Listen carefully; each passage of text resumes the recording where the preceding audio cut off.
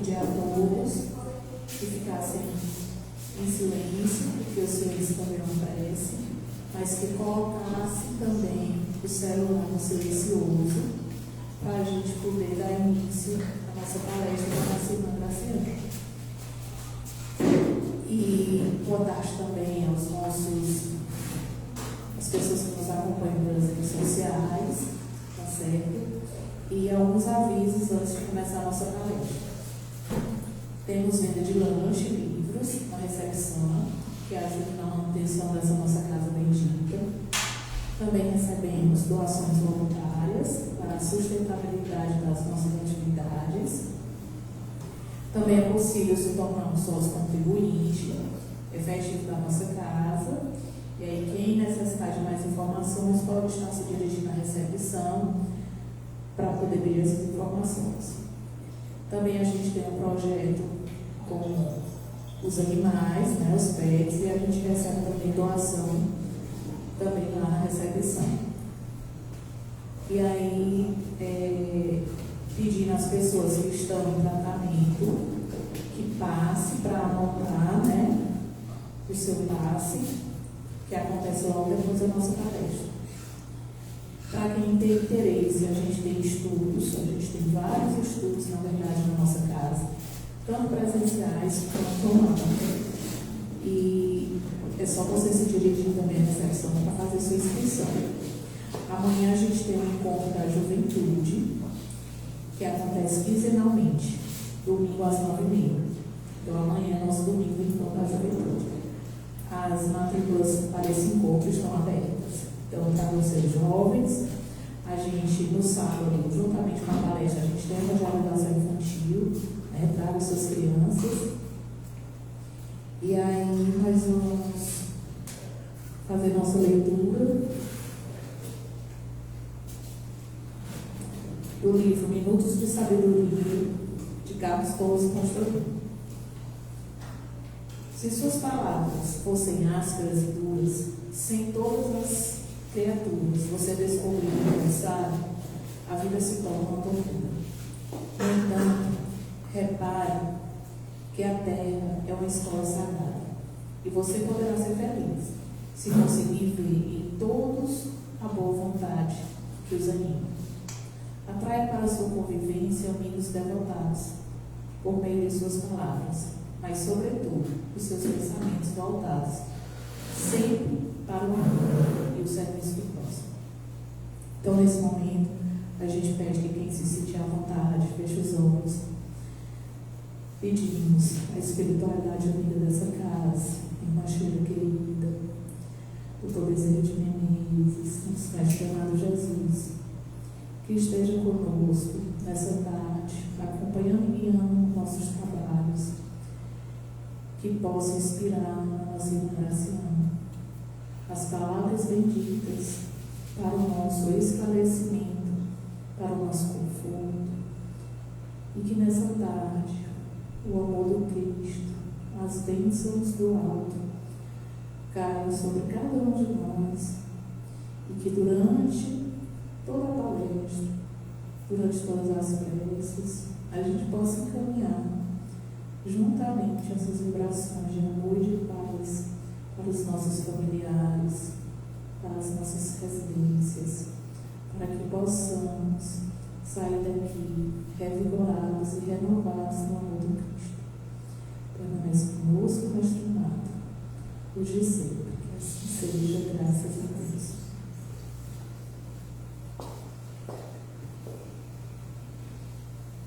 Então, boa tarde. Meu Deus, mas tão triste. Boa tarde. Agora melhorou. Deu um selinho depois do almoço, né? O pessoal vai acalmando. Então, assim, sempre é com muita alegria a oportunidade que Deus nos dá de estar aqui juntos. Não importa se aqui à frente, aqui sentado, lá fora trabalhando. Inclusive a todos que estão nos acompanhando pelas redes sociais de Irmã Sheila.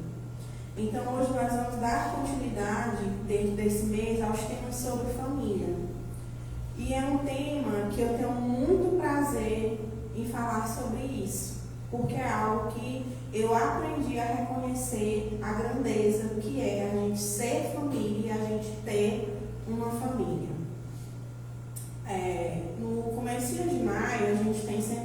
segundo domingo a comemoração do Dia das Mães. E aí eu já faço a minha primeira observação. Eu só percebi isso de um tempo para cá. Não sei se vocês já tiveram essa percepção. Que a gente só consegue chegar ao plano terrestre através de uma mulher, através de uma mãe. Sem ser gerado por alguém, ninguém chega aqui. Então, tanto chegar aqui por meio de uma mulher, como ser a mulher que faz com que esses espíritos tenham a chance da reencarnação, são grandes missões e grandes responsabilidades. Então, a gente já inicia daí esse momento onde a gente vai refletir sobre tudo o que acontece na nossa vida e em torno da nossa família. Então, a nossa temática é essa, família e diversidade. Eu sou professora, né, da rede municipal há quase 19 anos e essa temática família, ela permeia o tempo todo, né? Porque a gente costuma ouvir dizer, fulano é assim porque a família é desestruturada. Fulano é assim por causa da família. Fulano é tão bem desenvolvido, tá tão bem, é por causa da família. E aí, ao longo desses anos, já posso dizer quase 2 décadas, né, porque eu comecei bem novinha, não é por outro motivo não. Ao longo desse tempo, a gente percebe o quanto difícil tem sido lidar com essas famílias. E, consequentemente, com as crianças que hoje nós temos, os adolescentes, dentro das nossas casas e, ao mesmo tempo, dentro das escolas. Então, quando eu ouvi esse termo estrutura, sempre me incomodava. A família é desestruturada, a família é estruturada. Porque a estrutura remete a quê? A uma coisa que é fixa, né? Nós temos aqui uma estrutura desse prédio que, se não vier alguém para modificar, ela vai passar quantos anos aqui ainda em pezinha com a mesma estrutura. Então, parece por um momento que essa estrutura familiar era uma composição. Que ainda hoje, eu gosto de fazer essa analogia, se a gente observar as propagandas de televisão, as propagandas da margarina, as propagandas de algumas empresas, tem sempre quem nessa família? Um pai, uma mãe e os filhos. Todo mundo ali feliz, todo mundo ali maravilhoso. E será que aquela família representa a nossa família? Representa? Não. Não representa. Se a gente sair daqui e for percorrendo as BRs, a gente vai ver os outdoors de propaganda, vendendo casa, e está lá a mesma composição. Tem lá na imagem uma casa linda, uma casa nova, uma família, essa famíliazinha feliz, que está lá o papai, a mamãe e os filhos. E quando a gente olha para dentro da nossa casa, nem sempre a gente encontra essa, entre aspas, estrutura, essa composição. E uma vez, conversando com uma amiga que é psicóloga, trabalha comigo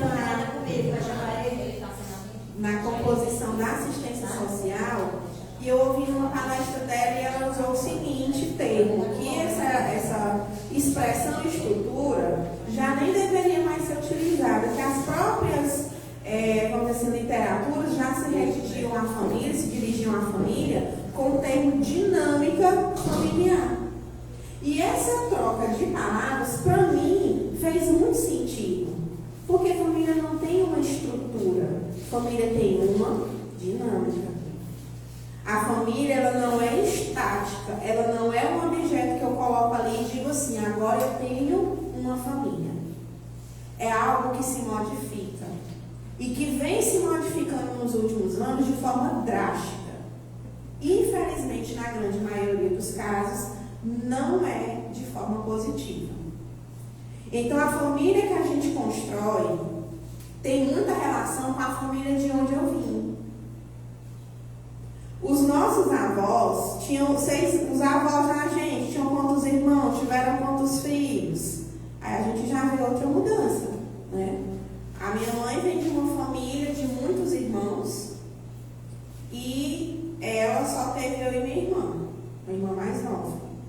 Eu também só tenho 2 meninos, um rapaz de 17 anos, o Vitor Gabriel, e o Yuri, filho de 6 anos. Isso muda muito. Olha como era a condição da minha avó, enquanto mulher, da minha mãe e para a minha. Tem mudança, gente? Muita mudança. Muita. Pelo nosso ritmo de trabalho, pelas necessidades que nós temos hoje. E isso interfere na criação dos nossos filhos? Interfere. A forma como a gente entende que existe uma família, as coisas que a gente cresceu acreditando como ter uma família, elas definem muito a nossa reação diante de várias situações. Então, hoje a gente tem famílias que elas se formam inicialmente por um pai e uma mãe, daqui a pouco eles geram um filho.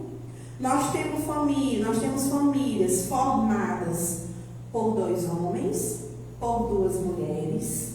Nós temos famílias onde eu tenho lá uma avó e um neto, onde eu tenho uma madrinha e um afilhado. E aí, se a gente começar a desmembrar essas formas de família, a gente vai ver que elas são infinitas. E não justifica mais a gente ter uma criança, por exemplo, na escola, com vergonha, porque no dia da mãe ou no dia dos pais ela não tem essa pessoa para representar. E a gente precisa começar a entender que a gente sempre tem um pai, sempre tem uma mãe. Não necessariamente vai ser a nossa mãe biológica, o nosso pai biológico, ou mesmo uma figura masculina ou uma figura feminina. E aí a doutrina espírita, ela é muito especial para mim nesse sentido. Porque ela não mensura, ela não define, ela não diz quem é família e quem não é, quem vale e quem não vale, quem pode e quem não pode. Todos nós somos colocados na mesma condição de filhos de Deus e recebedores de toda uma misericórdia possível. Essa visão, para mim, ela é mais confortável do que eu me achar menos merecedor do que outra pessoa, porque a concepção da minha família não se deu conforme alguns preceitos. Quando a gente analisa esse conceito de família, a gente passa a entender o que a gente ouviu dizendo que era uma família, e hoje algumas pessoas usam a seguinte expressão: a família tradicional. Que tradição? Tradição de quem? Quantas vezes a gente tem as famílias que estão lá dentro desse padrão, entre aspas, e a gente tem lá seu papaizinho, sua mamãezinha e crianças em casa. Em relações totalmente tóxicas, desestruturadas, mas na rede social, mas da porta de casa para fora, é uma família modelo, é uma família padrão. E aquela família que eu olho para a composição dela e não tem os mesmos atores seguindo os mesmos papéis, mas onde o amor impera, onde a proteção, o zelo, o cuidado com o outro são parte daquela família, eu me acho na condição de dizer que essa não é uma família. Então, a gente precisa refletir sobre isso. A gente precisa pensar sobre isso. Precisa pensar no que a gente coloca para os nossos filhos, o que é uma família.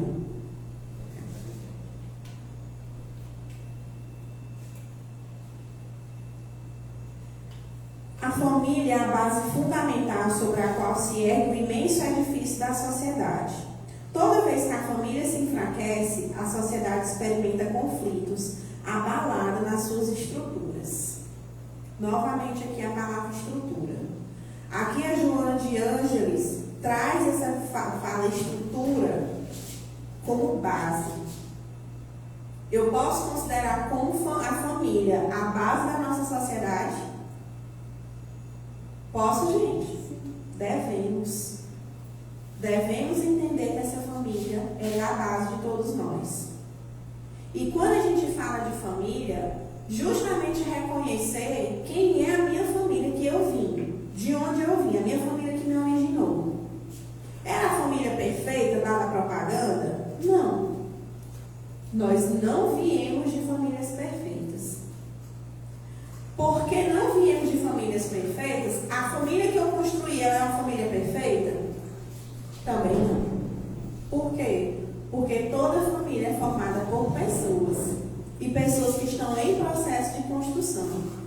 Então, reconhecer que nós não somos perfeitos é o primeiro passo para reconhecer que se eu não sou perfeita, é evidente que eu também não convivo com pessoas perfeitas. E que antes de colocar o dedo no rosto de alguém, levantar a voz e dizer que alguém fez errado, eu preciso refletir sobre o que eu faço para poder chamar a atenção do outro. Quantas vezes a gente tem conflitos dentro da família, entre pais e filhos, justamente por isso? Porque a mãe cobra algo do filho, o filho devolve a cobrança para a mãe, e ali existem conflitos carregados de dores, de mágoas, que vêm desde o princípio, e que muitas vezes esse conflito ele só vai fermentando, crescendo, sem nunca ter um momento onde um vai dizer: me desculpa, eu falhei, eu errei. Mas eu fiz isso porque naquele momento eu não tinha conhecimento de outra coisa. Isso é fácil para a gente falar? Não é. Principalmente se a gente tiver uma postura de pai e de mãe que não erra. Esse é vamos dizer assim, aquelas bolas que mostram na televisão os presidiários puxando aquela bola de ferro, é como se a gente fosse trazer uma daquela. Porque já pensou você carregar o peso de não poder errar, de não poder falhar? É justamente descobrir na maternidade, a paternidade, que a gente percebe o tanto de erros que a gente comete todos os dias, a todos os momentos. É isso o objetivo da nossa família. É a gente errar, perceber o erro, o que é que a gente faz com o erro? A gente corrige. E não é fácil entender. Muitos de nós foi criado a entender que a gente não pode errar, que a gente não pode falhar, que o erro é sinal de falta de inteligência, de falta de experiência. E se nós fôssemos perfeitos, a gente não estaria aqui. Se nós fôssemos tão impecáveis, a gente não precisaria de uma família para poder aprender. Lá na questão 775 do Livro dos Espíritos, foi perguntado a eles: qual seria para a sociedade o resultado do relaxamento dos laços de família? Deixar de me importar com a família. Uma recrudescência do egoísmo. Potencializar o nosso egoísmo. Quando a gente tem filhos, ou gerados, ou filhos do coração, ou filhos que a vida nos deu, porque é alguém que a gente cuida, desperta em nós cuidar. Vocês já refletiram tanto que a gente abre mão da gente? O quanto a gente deixa de se colocar como prioridade para colocar o nosso filho? O quanto às vezes a gente se põe de lado para priorizar o nosso irmão, uma pessoa da nossa família? Só tem um sentimento que justifica isso. Qual é o sentimento? O amor. O único sentimento que é capaz de fazer isso é o nosso amor.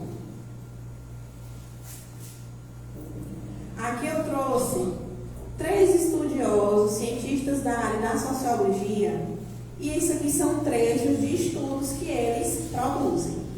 O Herbert Spencer disse assim: ele considerou a família entre as instituições que dão forma à vida social.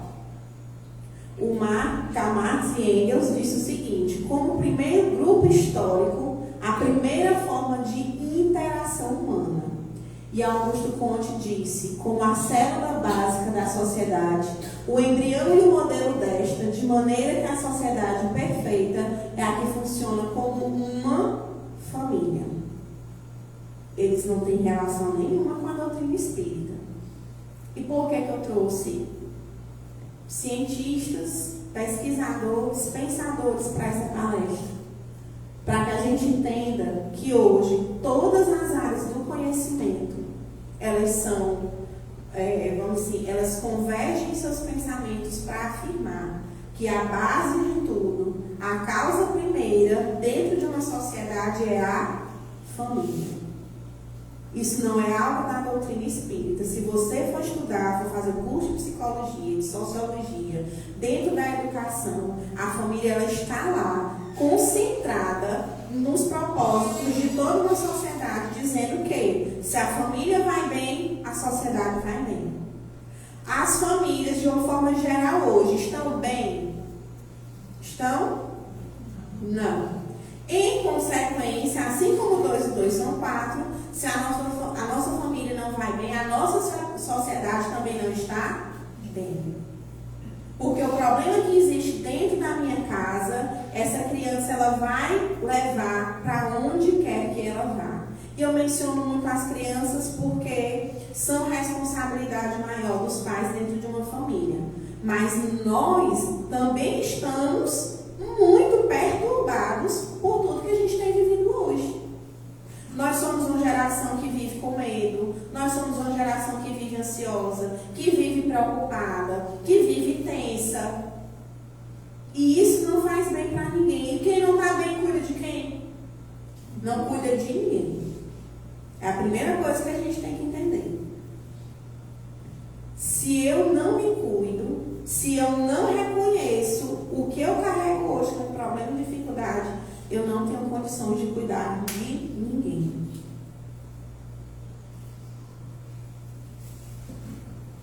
Lá na educação, como eu comentei, isso também é preconizado, a importância da família e como se vê a seção dos espíritos de que os laços de família resumem os liames sociais. São confirmados até mesmo pelos estudos materialistas da sociedade. Uma sociedade que estuda, que pesquisa, reconhece. E isso a gente tem dentro da doutrina espírita, inclusive dentro de praticamente todas as religiões, o foco na importância da família. Porém, isso não é fácil de reconhecer intimamente. Eu posso ser racionalmente convencida. Aqui eu acredito que ninguém discordou que a família é a coisa mais importante que nós temos. Mas quando a gente saiu de casa, será que a gente saiu com essa convicção que o que a gente deixou lá é o que realmente importa na nossa vida? Se os filhos que a gente teve, as relações que a gente teve, os pais que nós tivemos, os irmãos que Deus nos deu como irmãos de sangue, que eles são a nossa escola aqui, isso não é fácil de reconhecer. Porque se existe algo que mobiliza o dia a dia de uma família, é o que, gente? É confusão, é conflito, é discordância. A gente sabe como é. Muito mais parece aquela série da Grande Família. Todo dia tem um babado, todo dia tem uma confusão. Mas quando existe o fator primordial, qual é o fator? O amor, a gente vai conseguindo lidar. A gente vai percebendo que as pessoas que se relacionam com a gente debaixo do mesmo teto, elas são totalmente diferentes por nós, diferentes de nós. E é justamente esse o propósito da família. Porque se fosse tudo lindo, igual a propaganda da televisão, não haveria nem porquê nós estarmos aqui. Nós temos, às vezes, como filhos, como irmãos, pessoas que a gente tem de fato um amor, vamos dizer assim, que você mostra para todo mundo. Mas a gente vai ter filhos, vai ter irmãos, vai ter pais, que o que a gente carrega de verdade não é amor. Mas carrega mágoas, mas carrega ressentimentos. E isso cresce junto com a gente. E a gente passa isso para aqueles a quem nos deu a missão de cuidar da mesma forma. Por isso, lembrando de que se eu não estou bem, eu não cuido de ninguém. Se eu não tenho uma boa relação com os meus pais, e quando eu falo boas relações, não é aquela relação impecável, não. É uma relação de ter consciência que pais falharam, que eles erraram muito, mas eles fizeram tudo isso fazendo o quê? Tentando fazer o quê?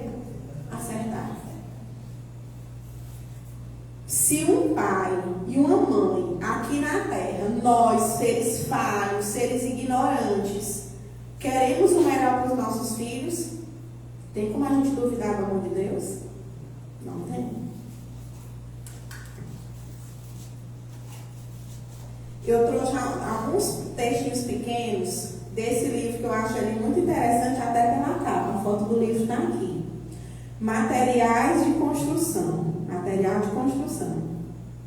E olha um dos textos que eu tirei. Em tarefa do amor. A tarefa de amor resume-se em servir. Decide-te e começa. Une-te aos companheiros sem contar desenganos. Há irmãos que se queixam, outros desanimam. Alguns te desaprovam, muitos te desconhecem. Mas se segues com Deus, nunca te cansarás. A tarefa do amor, para mim a palavra mais importante é essa. Resume-se em servir. Uma vez eu atendendo uma criança e teve uma das sessões que eram os avós maternos que estavam, porque conviviam muito com a criança. E esse avôzinho que estava lá na mesa, ele emocionado, ele dizia assim: a minha vocação é ser pai e hoje é ser avô. Tanto eu falei desse momento, como eu lembro da cena, como eu me arrepio. Porque ele trazia uma convicção naquilo ali. Minha vocação, enchia a boca, a minha vocação é ser pai, é ser avô, é ser o esposo, é ser o filho. Quando ele me trouxe aquela fala, ele me dizia o quê? Que ele veio para servir. E ele veio para servir aquela que Deus permitiu ser companheira dele, aqueles que Deus permitiu serem os filhos dele, e já naquele momento a quem Deus permitiu serem os netos e netas dele. E é sempre que a gente vem com a vocação de servir a família? Não. Hoje, na sociedade que a gente vive, a gente vê homens e mulheres que dizem: eu não quero ter filhos. Antes eu ficava chocada quando eu ouvia isso. Hoje eu já não fico mais. Por quê? Porque essa vocação, ela é para quando a gente sente que a gente tem. Se a gente não sente isso, é porque a nossa vocação, nossa missão, pode não ser essa.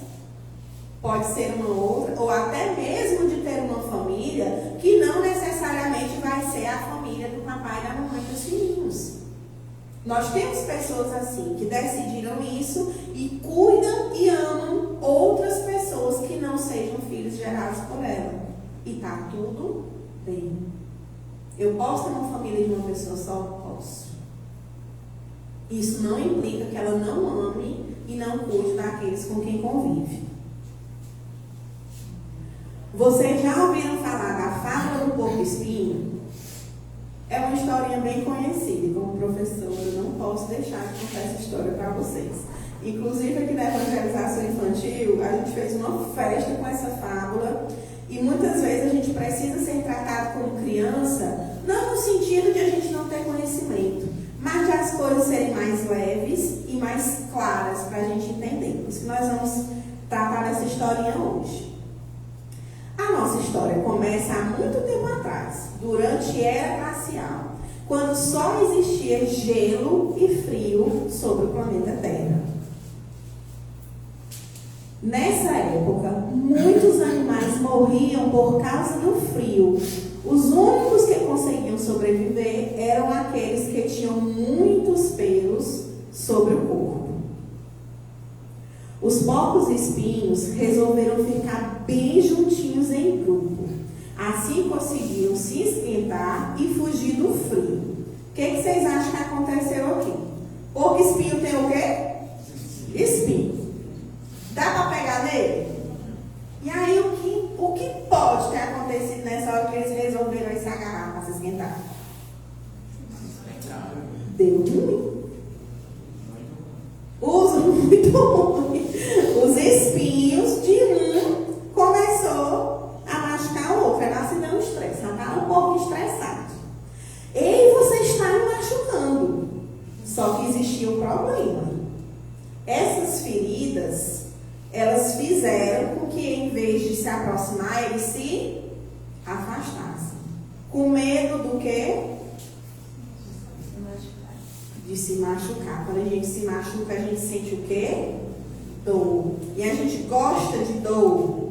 Não, ninguém gosta de dor.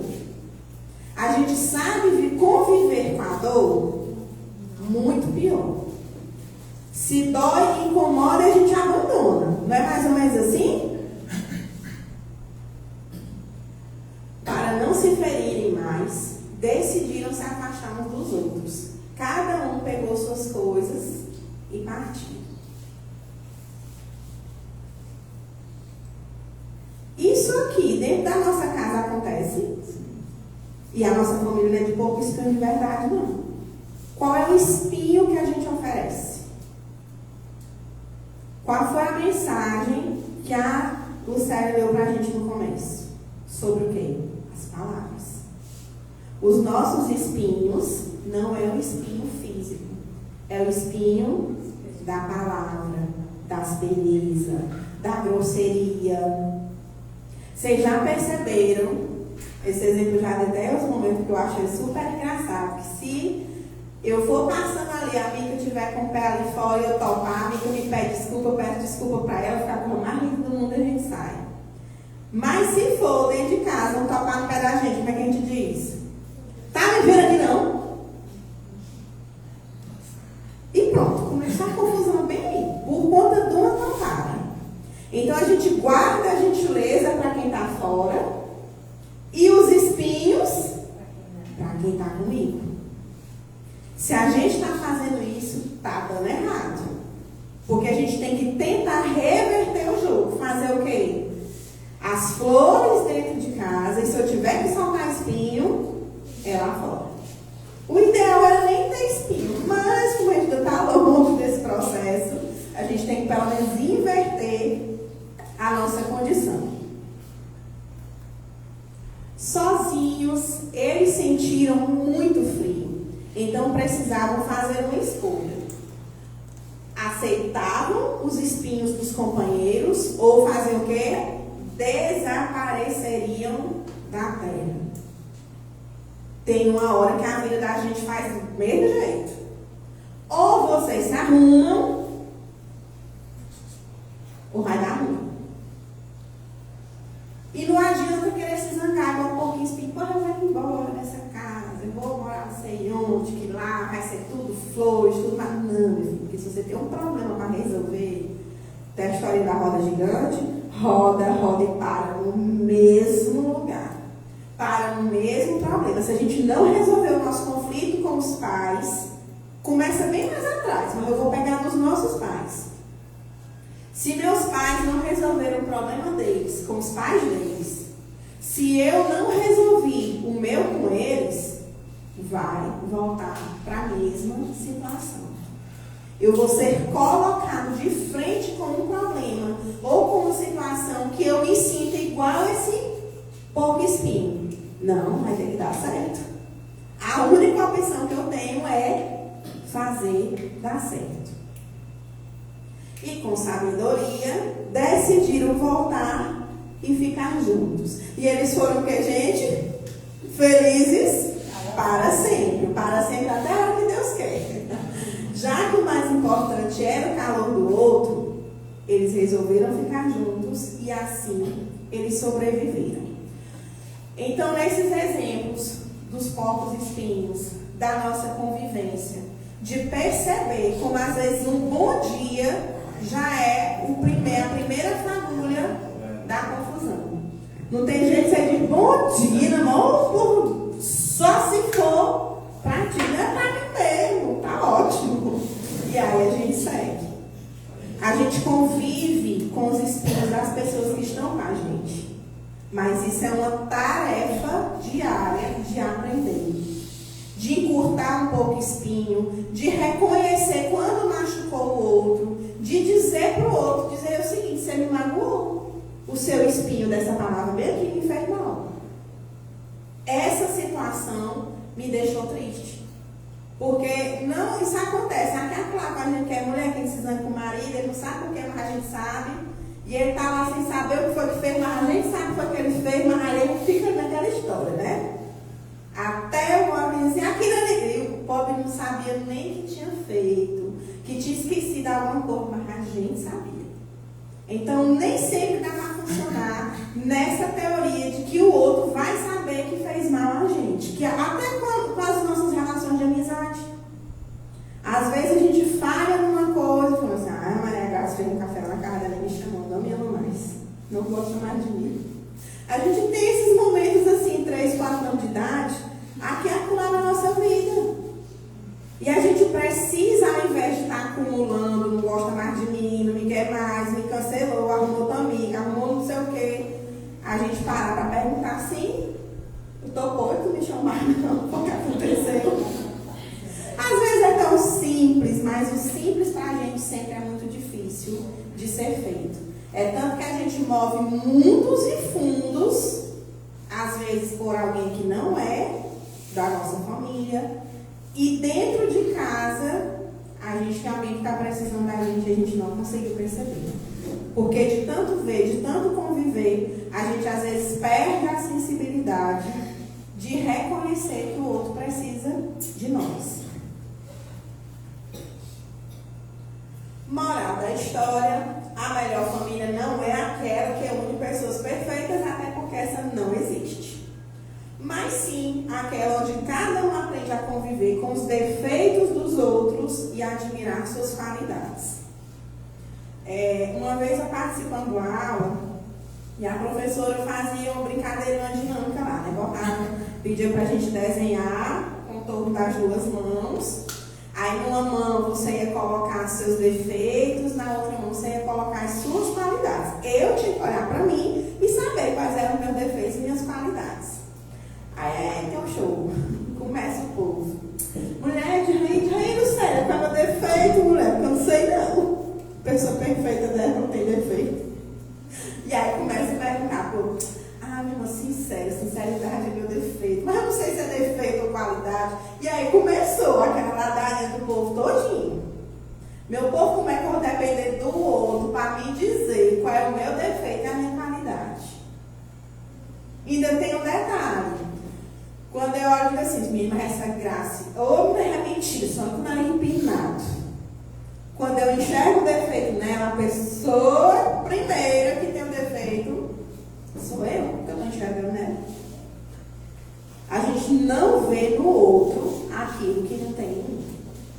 E isso lá em casa eu aprendi muito, principalmente com meu filho mais velho, que é simplesmente a cópia da mãe dele.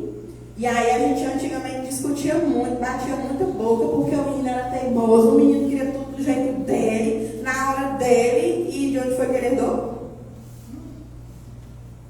Foi só da mãe. E aí, quando eu entendi que o problema era o DNA, não adiantava bater de frente. Ainda mais numa adolescência. E eu falo demais essa história do seu livro. Ele pequenininho, eu gritava com esse menino: vai tomar banho, era confusão. Se eu me olhava pra mim, achava graça. Seu idiota abestado. E eu gritando, e me ficava mais rápido que seu livro ia dizer: Maria, que eu estava só sendo bem. Não adiantava nada eu gritar. E nunca adiantou. Quando eu aprendi a falar, que hoje a confusão é assim: quanto mais baixo eu falar, mais grave é a situação. Nunca precisei gritar. Eu gritava porque eu não estava sabendo me controlar. Se controla, como é que eu controlo ninguém? Não estava. E ninguém me ensinou isso. Mesmo eu vendo minha mãe, que é um exemplo de maternidade, eu queria só ser 1% do que ela é, ainda não deu para me aprender. Mesmo convivendo com alguém que eu tenho como perfeição. Porque quando foi a minha vez, o que eu aprendi não serviu. Eu tive que construir. Eu tive que aprender. Então a nossa família ela tem muito disso. Os nossos filhos vêm com características nossas para a gente reconhecer como aquilo é difícil. e eu não vou conseguir bater de frente me comportando da mesma forma. A ferramenta mais perfeita de se ensinar algo para alguém nunca foi uma palestra, nunca foi um livro, nunca foi um modelo. Sempre foi o quê? O exemplo. O exemplo. Pode não funcionar, pode dar errado. Os nossos filhos, infelizmente, podem tomar decisões que a gente não quer, não queria que eles tomassem. Mas uma coisa a gente vai poder dizer: esse exemplo não veio de casa. O ruim é quando a gente vê as coisas erradas acontecendo e dá para eles a condição de olhar e dizer: mas o senhor, mas a senhora fizeram a mesma coisa. Isso é mais doloroso. Um outro texto do livro do Chico Xavier, Laços Afetivos. Ama a quem vai contigo nas estradas do tempo. Laços de amor na vida, mesmo feitos de dor. São áreas de trabalho que o céu já te entregou. Se sofres, não desista de amar. Olha essa parte. Não desista de amar sem ter amor. Nada reclames. De novo, serve. Deus te apoia e vê. Quando eu trago esse termo laços afetivos, nós vamos novamente refletir sobre família. Tem alguém que não é coisa nenhuma sua, mas você ama de graça? Mas você tem uma afinidade e um prazer de estar, que você diz assim, é igual da família. E a gente não diz assim, minha irmã, é mais meu irmão do que meu irmão, do que minha irmã. Porque a gente não tem só laços sanguíneos, a gente também tem laços espirituais, a gente tem laços afetivos. Então não tem problema nenhum você reconhecer pessoas que não têm o seu sangue como pessoas da sua família. Por quê? Porque nós somos espíritos com uma longa trajetória. E em algum momento aquele espírito que hoje é seu amigo, ele com certeza já fez parte ou vai fazer parte da sua família. Então isso faz a gente se sentir muito mais amparado. Porque eu posso de verdade ter perdido alguém da minha família, ou nem ter conhecido alguém da família que eu gostaria de ter, mas se a gente parar e olhar ao nosso redor, você vai reconhecer que Deus coloca na nossa vida pessoas que provavelmente, muito provavelmente, têm laços afetivos que não são de sangue, são espirituais. Não desprezes, por nada menosprezes quem não crê como crês. Deus a ninguém exclui e espera de nós todos o amparo de uns aos outros. A vela, quando acesa, não perde a própria luz, acendendo outra vela. Toda fé que ama e serve é luz que vem de Deus. Vocês veem que essa questão de fazer sem esperar receber em troca. A questão da ingratidão. Quantas vezes, ou numa amizade, ou muito comumente na família, eu sou aqui irmã da Andressa, passei o dia todo com o menino da Andressa, fiz aqui todos os favores do mundo para ela. Aí no outro dia, Andressa, meu irmão, leva bem que resolve bem dizer para mim, meu filho, posso não. Eu digo, bicha ruim. Passei o dia todinho com os meninos, não sei o que, não sei o que, não sei o que. Primeira coisa, se eu vou fazer para passar na cara depois, Deus arriscou o cabelo dele. Se a gente não faz de coração, o que vale não são as nossas ações, porque o Deus, nossos anjos, espíritos benfeitores que nos acompanham, eles sabem tudo que passa pela nossa cabeça e que a gente sente. Esse é o problema do centro espírita. Esse é o problema da casa espírita, porque a gente vem aqui para resolver os problemas, depois descobre que o problema é a gente, quem tem que resolver é a gente. É só esse pequeno problema que tem aqui, viu? Porque a gente vem e espera dizer assim, não, é culpa do obsessor que está com você. Não, é culpa sua. Eu sou meu próprio obsessor, porque em algum momento eu não estou pensando na tarefa que eu vim desenvolver. E eu acho linda essa parte aqui da vela. Quando falta energia em casa, o que a gente faz? A gente pega uma vela e não sai lá acendendo as outras? E apaga a primeira? Não é para apagar não. Mas a gente tem um medo tão grande de servir o outro, gastar as energias da gente, de fazer pelo outro e não receber em troca. Lição do centro espírita. O bem que a gente faz a outra é nosso advogado em toda parte. Então, o bem que eu fiz lá para a Andressa, não é a Andressa que vai me retribuir, não. E eu não sei nem se eu tenho merecimento para retribuir, eu não sei se eu tenho um monte de carnê com o céu, parcelado em 36 vezes. Servir, fazer pelos outros, sendo família ou não, faz igual mãe zangada, não é mais do que nossa obrigação. Não é mais do que isso. Nós não ganhamos estrelinha por causa disso, não. Viu? Prova de amor. Num sonho que mais se definia por um belo encontro espiritual, o aprendiz se reconheceu à frente do nobre mentor da vida maior e, sequioso de ensinamentos, perguntou: instrutor, qual a mais alta demonstração de amor a Deus que nos seja possível realizar diante dos outros? Ele queria agradar mesmo era o Pai. O que é que eu saber? O que é que eu faço para me ganhar uma estrelinha de Deus? O orientador refletiu por alguns momentos e respondeu: filho, a mais alta mostra de dedicação ao Divino Mestre é amar alguém que tudo terá feito na vida para não merecer. Amar os meus filhos, amar os meus pais, amar o meu marido, amar a minha família é fácil, porque eu já amo de graça. Amar alguém que tudo fez para não merecer esse amor é que é. Amar os nossos amigos, as pessoas que estão ali do meu lado batendo palma para tudo, ok. E amar justamente a quem faz o contrário, ou a quem fez ou a quem vai fazer. Isso é fácil? Não é. Não é. Olha lá o que a menina está dizendo. Vendo meu irmão. E o menininho, amo minha irmã. Quando a gente só faz esperando o retorno, isso não tem pureza. Isso não é reconhecido. E para a gente fazer, primeiro eu acho até interessante que a gente comece a fazer com o coração querendo ou não querendo. Faça. Porque quando a gente faz, quando a gente serve ao outro, mesmo que só pelas ações, já tem algum mérito.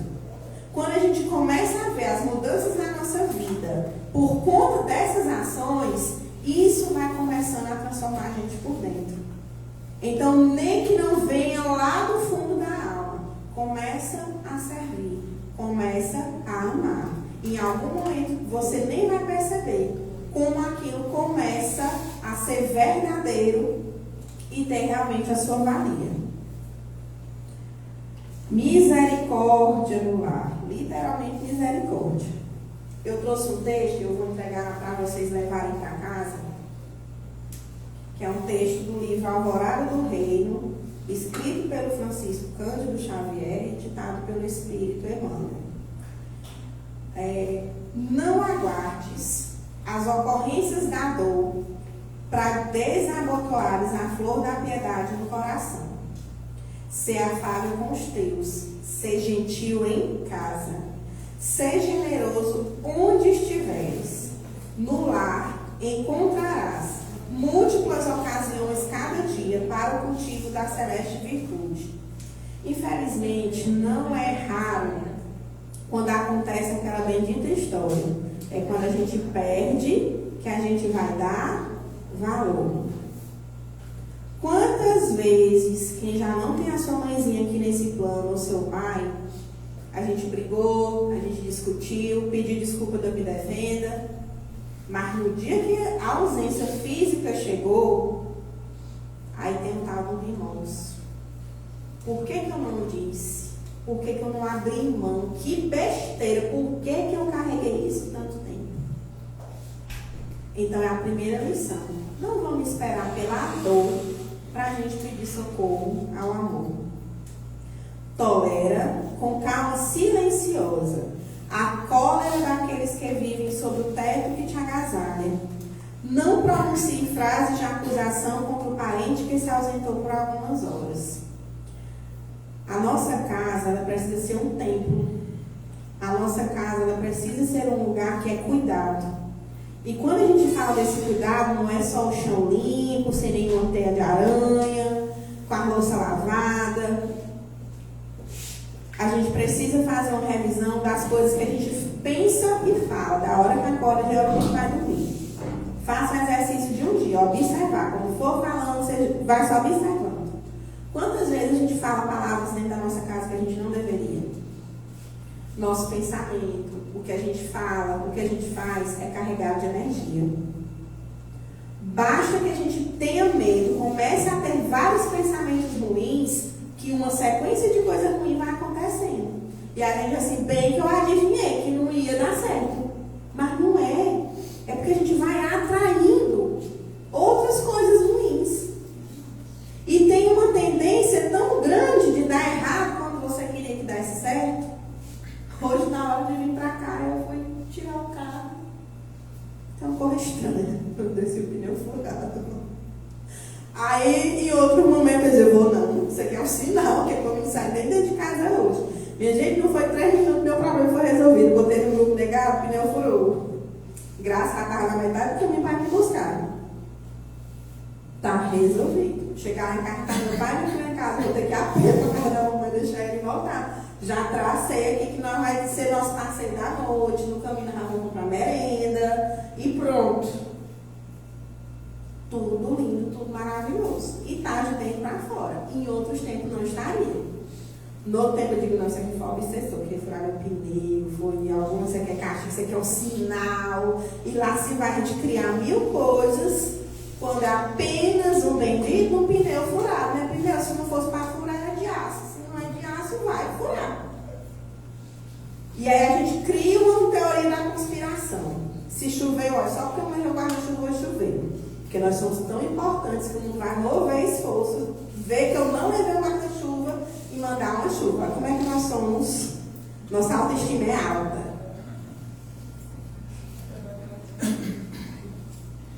Não te irrites contra o irmão, enganado pela vaidade ou pelo orgulho que se transviou nos vastos despenhadeiros da ilusão.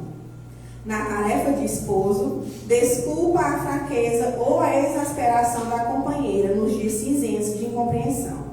No ministério da esposa, aprende a perdoar as faltas do companheiro e a esquecê-las, a fim de que ele se fortaleça no crescimento do bem.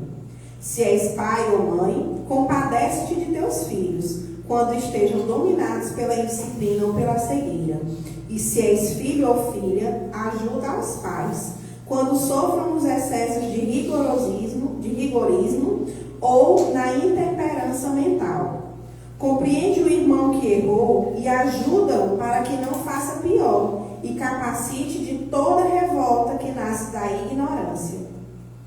Para que as tuas horas no lar e no mundo sejam forças de fraternidade e auxílio. A nossa casa é para ser o nosso carregador. Quando o nosso celular descarrega, a gente faz, pega ele, bota lá no carregadorzinho na tomada e ele recarrega, né?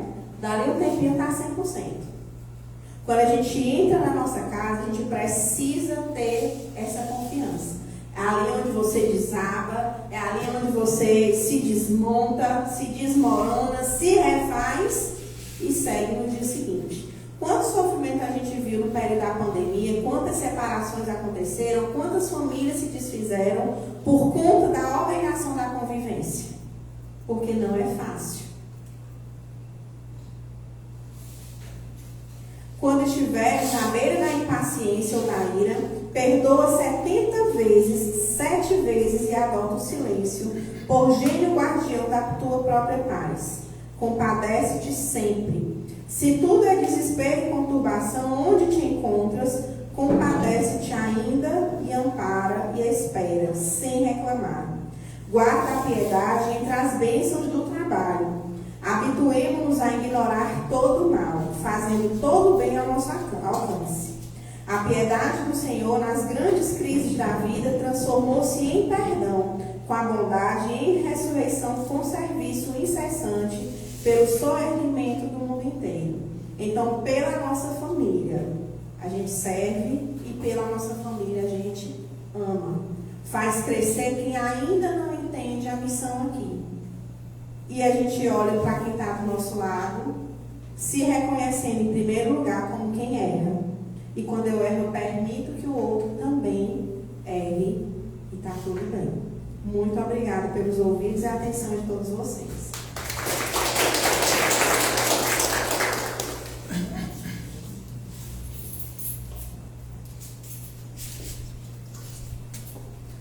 Então, vamos agradecer a nossa irmã Graciane, né, por suas palavras tão inspiradoras, agradecer a espiritualidade e o nível por ter nos dado essa oportunidade. Eu tenho certeza que muito vai ficar internalizado em cada um. Aproveitar esse momento e convidar mais uma vez aos jovens para que amanhã estejam presentes na nossa juventude, às 9h30, né? Quem é que está vindo aqui ao centro pela primeira vez hoje? Pronto. Logo depois, a gente tem, quando encerrar aqui, a gente tem um passe, ali na sala do passe. Quem está no online pode acessar também o passe online.